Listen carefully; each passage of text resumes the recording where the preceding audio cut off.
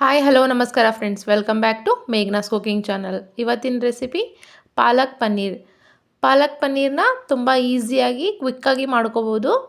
ಕಡಿಮೆ ಇಂಗ್ರೀಡಿಯೆಂಟ್ಸಲ್ಲಿ ಒಂದು super dish ತಯಾರಾಗುತ್ತೆ. ಇದು ಪೂರಿಗೆ, ಚಪಾತಿ ಹಾಗೆ ಪರೋಟಕ್ಕೆ ಒಳ್ಳೆ ಕಾಂಬಿನೇಷನ್ ಆಗಿರುತ್ತೆ.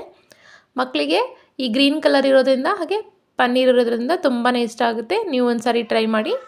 ಹಾಗಿದ್ರೆ ಈ ವಿಧಾನ ಹೇಗೆ ಅಂತ ನೋಡ್ಕೊಂಬರೋಣ ಬನ್ನಿ.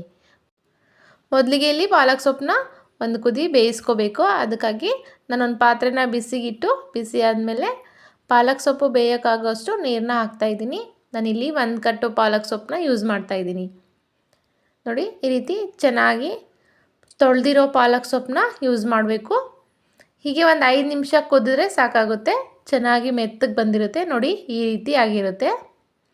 ಇದನ್ನಿವಾಗ ಒಂದು ದೊಡ್ಡ ಬೌಲನ್ನ ತೊಗೊಂಡ್ಬಿಟ್ಟು ಅದಕ್ಕೆ ತಣ್ಣೀರನ್ನ ಹಾಕ್ತಾಯಿದ್ದೀನಿ. ಈ ತಣ್ಣೀರಲ್ಲಿ ಬೆಂದಿರೋ ಪಾಲಕ್ ಸೊಪ್ಪನ್ನ ಇದಕ್ಕೆ ಹಾಕಬೇಕು.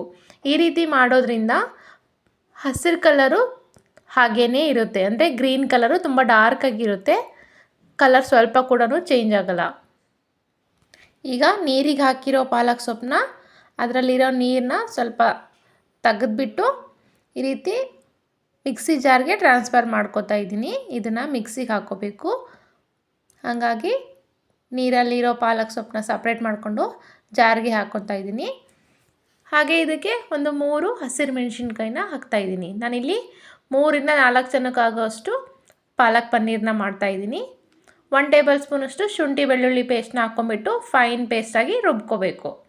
ಇದನ್ನು ಸೈಡಿಗೆ ಎತ್ತಿಟ್ಕೊಂಡು ಮತ್ತೆ ಒಂದು ಪ್ಯಾನ್ ತೊಗೊಂಡು ಅದಕ್ಕೆ 2 ಟೇಬಲ್ ಸ್ಪೂನಷ್ಟು ಎಣ್ಣೆನ ಹಾಕಿಬಿಟ್ಟು ಎಣ್ಣೆ ಕಾದ ನಂತರ ಕ್ಯೂಬಾಗಿ ಕಟ್ ಮಾಡ್ಕೊಂಡಿರೋ ಪನ್ನೀರನ್ನ ಇಲ್ಲಿ ಹಾಕ್ತಾಯಿದ್ದೀನಿ.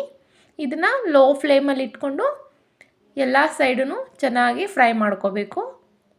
ಲೈಟಾಗಿ ಬ್ರೌನ್ ಕಲರ್ ಬರಬೇಕು. ಆ ರೀತಿ ಬರೋ ತನಕ ಪನ್ನೀರನ್ನ ಚೆನ್ನಾಗಿ ಫ್ರೈ ಮಾಡ್ಕೋಬೇಕು. ಪನ್ನೀರನ್ನ ತಿನ್ನೋದ್ರಿಂದ ದೇಹಕ್ಕೆ ತುಂಬಾ ಲಾಭಗಳಿದ್ದಾವೆ. ವೆಯ್ಟ್ ಲಾಸ್ ಮಾಡೋರು ಹಾಗೆ ಡಯಟ್ ಮಾಡೋರು ಪನ್ನೀರನ್ನ ಯೂಸ್ ಮಾಡೋದ್ರಿಂದ ತುಂಬಾ ಬೆನಿಫಿಟ್ಸ್ ಇದೆ ಅವ್ರಿಗೆ. ಈ ರೀತಿ ಮಾಡಿಕೊಡೋದ್ರಿಂದ ಮಕ್ಕಳು ತುಂಬಾ ಇಷ್ಟಪಡ್ತಾರೆ. ಪನ್ನೀರ್ ಅಂದರೆ ಇವಾಗೆಲ್ಲ ಟ್ರೆಂಡ್ ಆಗಿಬಿಟ್ಟಿದೆ. ಹಾಗಾಗಿ ಪನ್ನೀರ್ ಅಂದರೆ ಎಲ್ಲರಿಗೂ ತುಂಬಾ ಇಷ್ಟ ಇವಾಗ. ಈ ರೀತಿ ಬ್ರೌನ್ ಕಲರ್ ಆದಮೇಲೆ ಪನ್ನೀರನ್ನ ಒಂದು ಪ್ಲೇಟಲ್ಲಿ ಎತ್ತಿಟ್ಕೊಳ್ತಾ ಇದ್ದೀನಿ.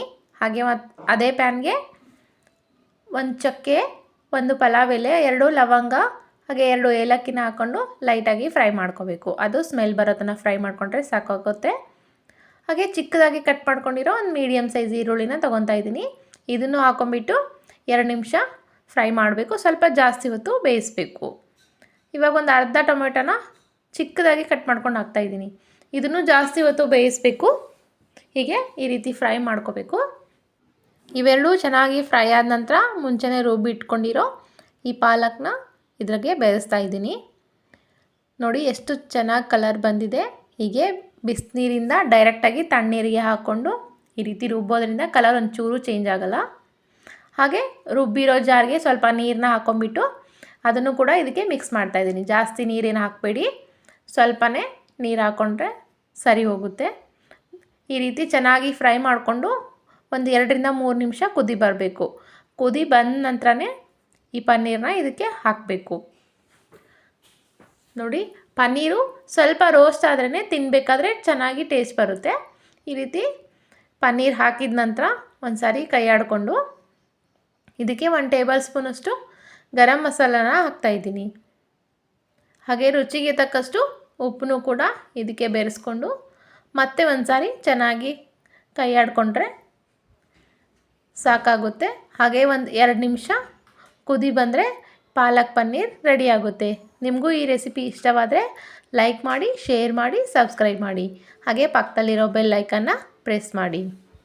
ಈ ಡಿಶ್ಶು ಪರೋಟ, ಚಪಾತಿ, ಪೂರಿ ಜೊತೆಗೆ ಸೂಪರಾಗಿರುತ್ತೆ. ನೀವು ಒಂದು ಸಾರಿ ಟ್ರೈ ಮಾಡಿ. ಹಾಗೆ ಟೇಸ್ಟ್ ಹೇಗೆ ಬಂತು ಅಂತ ಕಮೆಂಟ್ ಮೂಲಕ ತಿಳಿಸಿ. ಸದಾ ನಮ್ಮ ಚಾನಲ್ನ ಹೀಗೆ ವಾಚ್ ಮಾಡ್ತಾಯಿರಿ, ಸಪೋರ್ಟ್ ಮಾಡ್ತಾಯಿರಿ. Thanks for watching. Keep watching. ಧನ್ಯವಾದಗಳು.